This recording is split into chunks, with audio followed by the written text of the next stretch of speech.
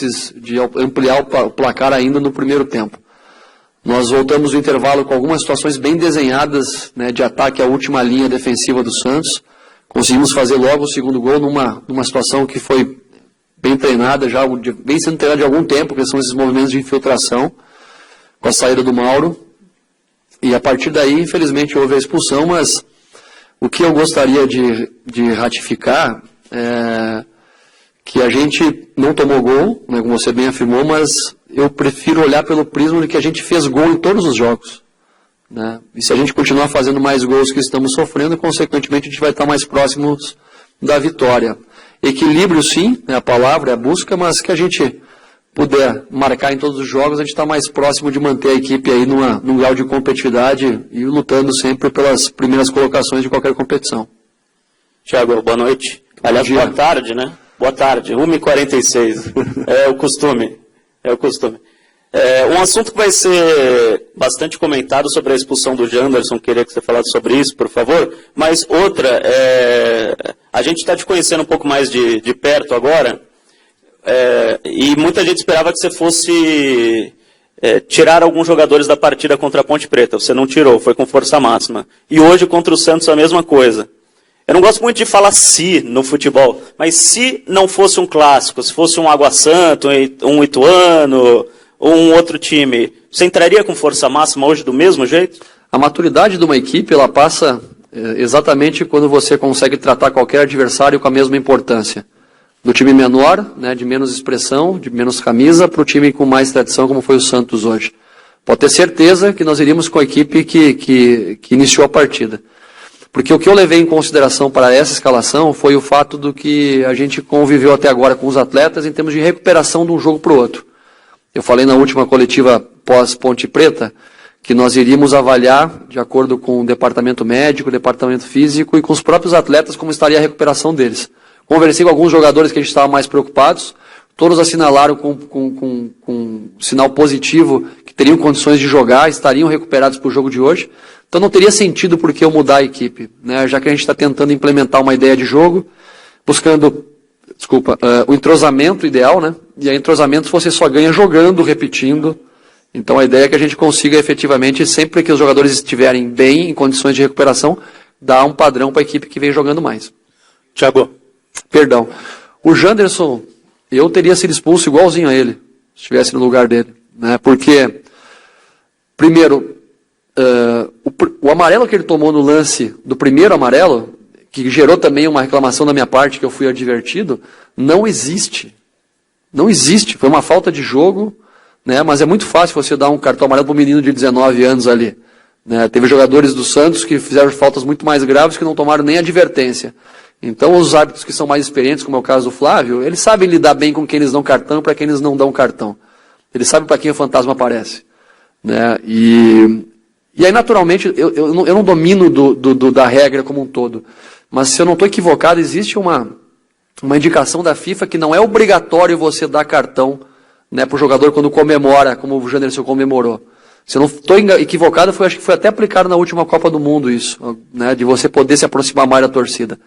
Aí você imagina, um menino de 19 anos, fazendo um gol no Clássico, de frente para aquela torcida maravilhosa, se eu tivesse no lugar dele, eu tinha pulado dentro da torcida, não tinha só abraçado os caras. Né? Então ele jogou muito o primeiro tempo, foi participativo, foi importantíssimo na construção dos 2 gols, das chances que a gente criou, jogou muito mesmo, foi uma das melhores atuações que eu vi ele tendo pelo Corinthians, e acidentes acontecem, né? Aconteceu, não vou cobrar nele de maneira alguma por isso, e o que fica depois foi o quanto a equipe conseguiu se fortalecer e segurar o resultado. Thiago, aqui, tudo bem? Tudo bem, e você? Tudo bem. Após o jogo contra o Botafogo, eu te perguntei sobre o curto espaço que você teria para preparar o time para a Libertadores contra o Guarani, né? Queria saber como é que você chega, agora aí, à véspera desse jogo, não terá o Ramiro, e eu não sei se o Camacho preocupa ou não, enfim, o que você pode falar sobre isso? O Camacho ele saiu com uma dor no quadril, uma dor um pouco diferente, ele não pareceu ser nada muscular, mas vai ser reavaliado aí pelo departamento médico, provavelmente até amanhã. Temos uma preocupação com a recuperação física, né? E aí naturalmente você tem que criar outros meios de treinamento, ou seja, material de vídeo, material estatístico, conversar muito com os atletas sobre como eles se sentiram executando as funções dentro do campo. apresentar materiais sobre o adversário para ver onde a gente pode tentar tirar vantagem, para tentar buscar um resultado positivo lá. Então, o nosso papel não é só treinar dentro do campo, é fora também, criar os meios necessários para que todo mundo fique em condição de informação sobre o que a gente vai ter que fazer, estratégias, mas também com nível de preparação adequado. Os caras que jogaram recuperando e os caras que não entraram ou jogaram menos com nível de treino alto para a hora que forem requisitados poderem dar conta do recado. Thiago, boa tarde. Boa tarde. Eu queria saber se você, por favor, poderia responder 2 questionamentos. Pois não. O primeiro em relação à lateral esquerda, né? Você vem dando muitas chances ao Sid Clay, ao Lucas Piton, claro que é só um começo de temporada, mas chamou a atenção que pelo segundo jogo consecutivo o Sid Clay teve chance. Dá mais ou menos para você colocar aí para o torcedor quem que é hoje na sua cabeça o lateral titular e que possivelmente estará na quarta-feira. E um outro questionamento é em relação à possibilidade, né? A gente sabe que existem ainda conversas, negociações, sobre o Ioni Gonzalez, um jogador que, né, de fato, mostrou muita qualidade já aqui no futebol brasileiro. Ele seria esse jogador tão desejado, principalmente pelo torcedor, para atuar pelas pontas, principalmente pelo lado esquerdo do campo? O lateral esquerdo é o Sid Clay, até porque ele teve um problema físico inicialmente, chegou acima do peso, já entrou no seu peso, e pelo tempo de inatividade, de poucos jogos na temporada passada, ele precisa ritmo, e ritmo você só adquire jogando. Então, eu repeti ele tinha condições de jogar, lógico que não está no seu ritmo ideal ainda, mas eu vou dar continuidade com ele, até porque ele é um jogador de excelência, de muita qualidade técnica. O Piton vinha fazendo boas atuações também, e é um menino que a gente tem que ter todo o cuidado, né, para entender os momentos que ele entra. Ele fez hoje uma função tática extraordinária quando ele entrou ali para fazer um segundo jogador de linha, até para proteger o próprio Sid Clay, que não vem na parte física, no ritmo de jogo ideal ainda, né, e combinando com o Sid Clay fizeram um trabalho tático muito bom. Sobre a questão do Ioni, que você perguntou, né, eu até mencionei já que é um grande jogador, eu já monitoro ele há algum tempo, tem qualidade, tem atributos que eu acho que podem contribuir com a nossa equipe, mas até onde eu sei não tem nenhuma confirmação de vínculo, né, do Corinthians com ele. Então, né, deixa na mão da direção, se o Duílio me passar ainda hoje, tem uma coisa, chefe? Né, se passar alguma coisa para mim ainda hoje, eu já confirmo com vocês, mas por enquanto não posso falar nada a respeito dele dentro do nosso time. Thiago, boa tarde. Boa tarde. Thiago, o Paulista tem uma primeira fase relativamente longa, mas os clássicos para o Corinthians, especialmente nos últimos anos, no Paulista, pouco também no Brasileiro, tem dado, pelos bons resultados, mais tranquilidade para o treinador começar essa temporada, né? E hoje você deixou claro que as escolhas de escalação levaram em consideração, obviamente, a recuperação física dos jogadores, mas o quanto você planejou para que você pudesse ter uma boa, ou para que os jogadores pudessem conseguir fazer uma boa atuação num clássico, que agora, às vésperas da viagem, independentemente do que aconteça na próxima quarta, o torcedor já tem aí em mente uma atuação forte do time num jogo importante. O planejamento passa por 2 pontos específicos. O primeiro são as correções que a gente faz em relação à nossa própria performance. Nós fizemos um primeiro tempo contra a Ponte na quinta, onde a gente oscilou, né, onde a gente teve domínio do jogo em alguns momentos, criamos situações de gol no primeiro tempo, mas em 2 momentos específicos sofremos 2 gols. A Ponte Preta teve 3 chances de gol no jogo todo. E o segundo tempo poderia ter criado uma situação ainda melhor se tivéssemos convertido o primeiro gol com o pênalti e depois, né, as inúmeras chances criadas. Por que eu estou falando sobre o jogo da Ponte? Porque eu trouxe muito material sobre o que a gente construiu, né, contra situações positivas e negativas do jogo da Ponte, pensando na evolução para esse jogo de domingo contra o Santos. O segundo aspecto é o adversário, que aí entra as questões mais estratégicas, mais particulares, mais pontuais de escolha de algum jogador ou não para executar funções para esse jogo e também a característica do enfrentamento. Lógico que jogos dessa magnitude contra grandes adversários fortalecem o espírito do time, nos fortalecem em nível de confiança, dão continuidade, mais tranquilidade ao trabalho, porque é um processo que a gente ainda vai oscilar, mas pela qualidade dos profissionais envolvidos e pela qualidade de atenção que os jogadores têm dado ao trabalho que a gente vem desenvolvendo, eu tenho muita confiança que a gente está numa crescente e vai continuar nesse caminho durante bastante tempo. Thiago, aqui à sua direita. Queria que você falasse especificamente de 2 jogadores. Primeiro, o Janderson, que você já falou, do lance da expulsão, mas que hoje voltou a jogar pelo lado direito, como você vinha jogando pelo lado esquerdo. E também do Bozelli, que se movimentou bastante, tudo, inclusive no lance do gol do Janderson, ele foi no meio campo buscar uma bola. Queria que você fizesse sua avaliação desses 2 jogadores. Eles se complementam hoje, né? como o arco e a flecha. Então antigamente se falava muito no arco e a flecha, hoje você acaba usando outras terminologias, mas você tem que ter jogadores de velocidade, tem que ter jogadores de criatividade, tem que ter jogadores de definição, tem que ter jogadores que têm alta intensidade física para suportar pressão. Então o Janderson ele acaba sendo essa flecha, esse jogador de velocidade, esse jogador de profundidade. A gente optou hoje pelo lado direito, até porque entendíamos que pelo lado direito ele poderia render mais numa combinação com o Fagner, explorando mais as jogadas de velocidade naquele setor. E o Everaldo, consequentemente, é um jogador que tem um pouco mais de assertividade na tomada de decisão dele quando ele pega no pé trocado. Quando você joga pelo lado esquerdo com a perna direita, você tem que tomar mais decisões, né? Hora de trazer para dentro, hora de levar para o fundo, hora de ser um assistente para dar passe, hora de finalização. Então essas combinações, essas conexões é onde a gente fica focando sempre. O Mauro ele consegue ser o jogador de definição e também esse pivô muitas vezes, né, que acaba abrindo espaço para os jogadores que vêm de trás. Thiago, boa tarde. Boa tarde. Você acabou de falar sobre o Everaldo. A princípio, o seu titular pelo lado direito seria o Ramiro, né? Só que por conta do problema que ele teve, não vai jogar na quarta. O quanto que ter o Everaldo naquela posição muda os seus planos de jogo? O Everaldo pode fazer a mesma função que você tinha em mente para o Ramiro? E eu também queria que você comentasse sobre a partida dele, né? Não jogava quase 5 meses, foi um cara que teve uma dificuldade de voltar a jogar aqui. São características bem diferentes a do Everaldo e do Ramiro, né? Inclusive até o lado do campo que eu escolhi. O Ramiro mais pelo lado direito e o Everaldo mais pelo lado esquerdo, né? Como eu falei para o colega, essa questão da capacidade que ele tem de ser assertivo, né, com decisões de ultrapassar, usando o lateral na ultrapassagem, usando o fundo de campo muitas vezes, o drible de 1 contra 1 e também a presença diária, eu resolvi utilizá-lo ele mais por lá. Agora o desafio do treinador é você conseguir, mesmo quando perde jogadores, recriar essas conexões. E aí você leva em consideração os seus próprios atletas e também as questões estratégicas para o adversário. Então é sim um dilema constante, é algo que a gente busca estar construindo a cada jogo.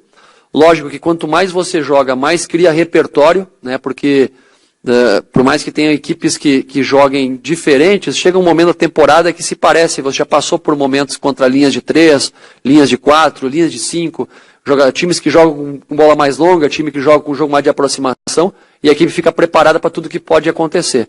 Então o nosso papel é tentar sim ser criativo junto com a comissão técnica para achar sempre as combinações que mais podem dar certo.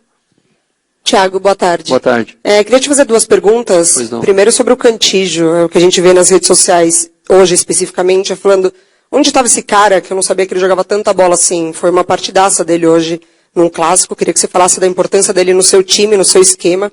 E na sua estreia aqui na Arena, a gente falou um pouco sobre a sua sensação, né? Como que você ficou, como que antecedeu tudo isso. Eu queria saber do seu emocional no seu primeiro clássico aqui em casa, a casa do Corinthians. Com o clássico eu estava muito tranquilo, né? Esse tipo de jogo são os jogos que eu mais me sinto à vontade, mais tranquilo. Porque eu sei que eu vou enfrentar um adversário de alto nível, um adversário que vai me atacar também. Então as questões estratégicas elas acabam aumentando a complexidade do jogo. E é onde eu busco crescimento, busco evolução. Até nas derrotas, como treinador, eu busco aprender para tentar evoluir pessoalmente também. Então me senti bem, confortável, feliz, insatisfeito, chateado com algumas decisões ali da arbitragem, né, algumas situações que aconteceram, mas muito feliz pela demonstração de raça, de determinação, de resiliência que os jogadores mostraram hoje, criando uma inspiração muito grande para o nosso torcedor, que a gente pode ser uma equipe competitiva, né, durante toda a temporada. Sobre o Cantígio, né, um atleta que ele dá esse volume de jogo que a gente precisa e o equilíbrio entre a troca de lado da bola, né, que você tem que tentar explorar o adversário ou por fora do campo, né, pelas laterais, ou pelo centro, né, pelas jogadas mais de combinação pelo meio campo. Ele consegue achar esse time de equilíbrio entre jogadas de profundidade e jogadas também de combinação curta. Então é um jogador de excelência, de muita qualidade técnica, e tem uma combinação hoje muito casada com o próprio Camacho também, que também dá esse volume de construção. Então vamos ver se a gente consegue manter essa regularidade. A quantidade de jogos é algo que nos preocupa, né, para que a gente consiga manter uma intensidade física e de performance, mas até o momento bastante satisfeito por tudo que ele vem construindo. Thiago, tudo bem? Tudo bem, e você? Legal.